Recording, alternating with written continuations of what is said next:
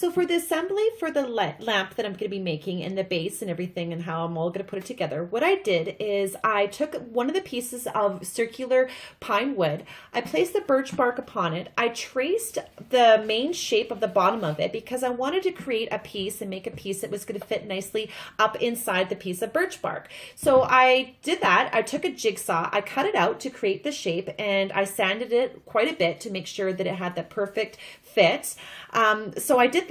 I then in turn took a drill, drilled a hole because I wanted the first top half part of this light to fit nicely up in there. I then in turn took the second piece of wood that I had. This was something that I had purchased once upon a time at a craft store. It was already previously beveled. I did not do any of that.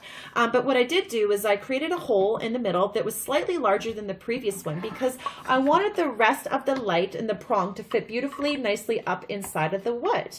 Now also too, because this is a lamp and it's going to be sitting on the table, I wanted to sit nicely and flush. So what I did is I took a Dremel and I made a channel that's up along the side of the piece of wood on the inside. So when the cord is in there, it fits nice and beautifully flush against the wood in the table. So also too, I was thinking about the mask, and when I'm going to be adhering it to the piece of birch bark, I realized I needed a bit more support. So on the top piece of wood for the base, I took a drill and I drilled a little hole. I took a dowel that I found and I cut it to be appropriate size so I can place it in there, and once it's all together and inside, I'll have that extra little bit of support to be able to attach the mask to. So there you have it. There's kind of the main component for the base of creating the lamp. And my next video, I will have it all put together and done, and we will go through my favorite process of it all, which will be the decorating process and how it's all going to finally look and come together.